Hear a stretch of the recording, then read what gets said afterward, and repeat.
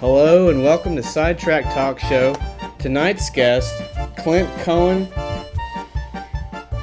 Clint, nice having you on the show, Thanks pal. for having me on the show, Ross. Yeah, man, it's awesome to have you on the show, actually. It's kind of an interesting story as to how you ended up here on the show to begin with. I'll let you tell the audience, I guess, or... Well, I guess the short version of it is I was caught in an ice storm trying to head home from work. They closed the I'm working at a plant in Roanoke right now. And so I kind of freaked out when I was on the interstate. I was like, oh, there's a crash in front of me. There was a car identical to my car, except that it hit something and the entire front of the car was squished. So I thought that was like an omen that I should get off the road. And so I said, well, I know Ross, and Ross is in Roanoke, and he's my way of getting the hell out of the icy, the icy prospect of death. So now I'm here. Yeah, so Buddy here is now on the show, and we're glad to have you, and, we're keeping you off the streets and out of this blizzard that has fallen upon the city. Out of danger, and I thank you for that. So what else has been going on with you lately? Well, right now I'm at a kind of a turning point in my life where after I went to law school, I practiced for about a year, practiced law in New York. But then once my contract ran out, I was kind of like looking for a job. The thing is, in order to get another job after a year, you have to pass the bar, and I haven't taken the bar, so I'm kind of saving up money right now to take the bar exam. So I've got that in the works, but in the meantime, I'm just kind of doing odd jobs. Like I work at a warehouse, like a packing plant. I'm doing some really interesting contracting work where I'm renovating a bed and breakfast that's in Floyd. So I'm enjoying it because it's not paying as much as I guess law pays, but at the same time it really kicks ass, and it's cool to get to do something with my hands, like working on a bed and breakfast or just kind of manual work. Oh, that's awesome. It's interesting, though, to me, like the kind of times we're living in, people have degrees and, for specific jobs, but you find many of the people, they're not working in those fields I think right away, I guess. Right, I think there's a lot of that. And a lot of it, like in my situation, it has to do with finances, where there's the entry exam, which is the bar. And I think a lot of people are in that situation where it's tough to kind of finance yourself and get out on your own once you're done actually studying for the degree. And it's twice as hard because now everyone is going to college, which I don't think really was a thing decades ago. But now everyone goes to college, and so everyone has a law degree, or everyone has, the business degree or that kind of thing. And so it's an absurdly competitive market. In fact, just a couple of years ago was the peak of the legal profession, where 50,000 lawyers graduated from law school in 1 year. And that was just a couple of years ago. And that's a lot of lawyers, and I mean, who needs that many lawyers? Right. So it makes it tough to get a job. So it's like an over-flooded market, basically. Yeah, it's absolutely flooded. There are articles, like in the New York Times, they have articles about how there's too many lawyers and about how lawyers should do other things. Of course, I read these articles after I went to law school, but whoops. In any case, yeah. Regardless, though, that's an accomplishment in itself to go through the law school program, and it's probably advantageous to at least have that schooling under your belt, and then when a job opportunity does open up, you can get your foot in the door, and it would lead to a good opportunity then. Right. Eventually I'll practice law after I pass the bar, and after I'm done with, I think this is kind of the exploring phase of my life, where I'm thinking about what I actually want to do. And I'd like to do something that's really helpful to people. So we'll see. Well, that's pretty cool. A lot of jobs, the basic level, entry level jobs, as far as they go, it sounds like the jobs that you have in the meantime are pretty decent jobs. You know, it's not like a fast food thing or Right. And they're fun. They're not degrading like fast food. Like Yeah. working on someone's house is a lot of fun, and knowing that it's helping the local community because it's a big staple in Floyd is also a fun thing to do. Really cool, man.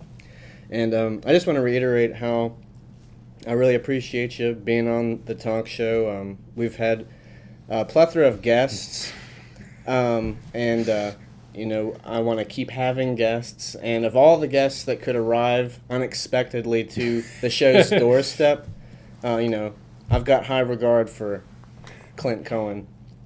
So let that be known. Thank you for that. Yep. So I think the show's going pretty well. You've talked about your law school. You've talked about the jobs that you're occupying in the meantime. Yep. We appreciate you on the show. So a viewer actually, this channel is a pretty small YouTube channel, but I think it's successful for the fact that we've got people who comment now, and a lot more than it did when it first started. Mm-hmm. Pretty good engagement. People are liking the videos, and like I just said, we're getting comments. And this one person, Jim Grass, I'm going to put up his comment here. He said that he wanted to see a blend over of Juggalo's Review Foods with a Sidetracked guest. So would you mind reviewing some food, some sort of food product with me in Juggalo makeup? I think I could do that. We'll catch back up with you in just a moment. Hello and welcome to the fan asked for Juggalo's Review Foods Sidetracked crossover. Today I'll let you show the audience what we're reviewing. We're going to have Pillsbury Creamy Supreme Classic White. Is this icing? Yep, it's just... Oh, it's frosting, but I don't know if there's a difference between icing and frosting. It's just regular cake frosting. Yep. So we'll be reviewing that. Again, that's the Pillsbury Creamy Supreme Classic White frosting. You look good, by the way. Thanks. So I guess without further ado, we'll open up the lid here and put a spoon right into that. And for you, good sir, I got a serving plate and everything. you get a serving plate, and I'll just dish out about a good amount of this, half this icing for you to sample. I guess this is going to be my dinner. Show off What we've got. what we've got here. Nice gob of icing on a plate. Also kind of looks like shaving cream. So we'll see how this is. All right, on the count of three at the same time. 1, 2, 3.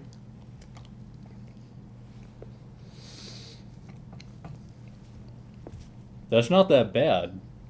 I could eat a lot of that. I mean, I know it's all like sugar or whatever, but that's some good stuff. Ingredients: sugar, palm oil, water, corn syrup, cornstarch, canola oil. I still don't completely know what palm oil is, but apparently it's a big part of this stuff.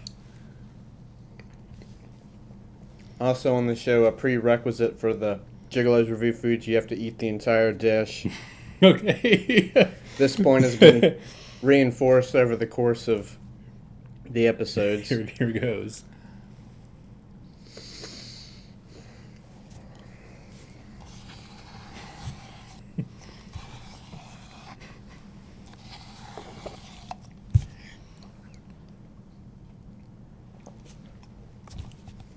I think it's around spoonful number 5 when it starts to hit you how dense this stuff is. It's like a meal. It's dense. Very, very filling. Yeah, it's really filling.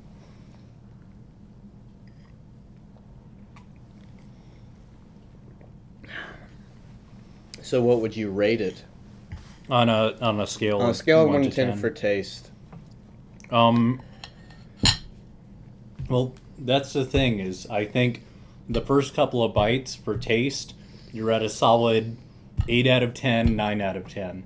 Once you get to like the fourth or the fifth bite, then at that point you're dropping down to maybe like a 4 out of 10 just because you've had your fill of it. In terms of appearance, it's probably like a 2 out of 10. So basically, you would want to put this on a cake, ideally, or cupcakes, and not just eat it straight. That would be ideal. That would be the ideal situation.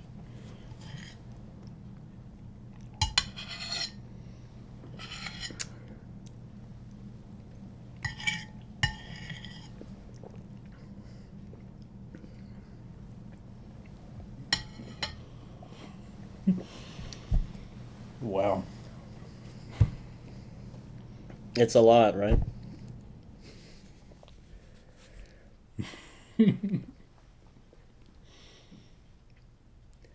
So I guess I'll call it right there. You pretty much finished your plate of icing.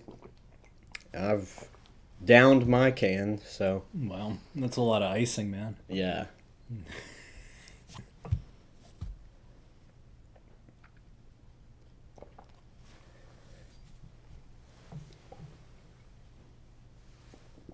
All the tea's been drank. Are you finished with your tea? Almost. Let me. That's about it. Killing it. Yeah. Well, what much more can be said after that? The show, I wish could go on for days, but Clint, you're a busy man, and I don't want to hold you up too much longer. I understand that you were staying in the confines of my house temporarily because of the bad snowstorm, but now the roads aren't too bad, I guess, where you're headed back home with your parents, correct? Yeah. The snow seems to be a little better there. We'll see. Yeah. So this snowstorm was not as bad as the last one that we had back in January, where, well, actually here in Roanoke it only snowed about 11 inches, and again, it snowed last night here in Roanoke in what's day? February 15th is the day after Valentine's Day is when we're recording this tape date of Sidetracked talk show, and it snowed like 7 inches maybe. Tops.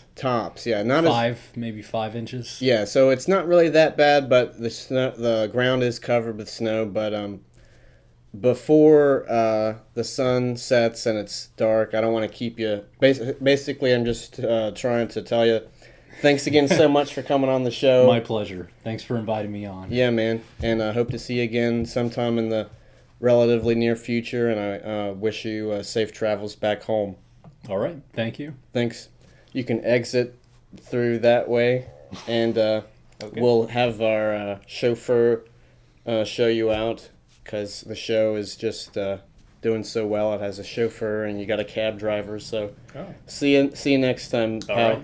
Take care. Take care. Well, I hope you enjoyed that episode of Sidetrack Talk Show. Clint Cohen, I'd like to thank again. And if you haven't subscribed yet, hit that subscribe button. And we'll see you in the next episode of Sidetrack Talk Show. More to come throughout the year. I love you guys. And we'll see you next time.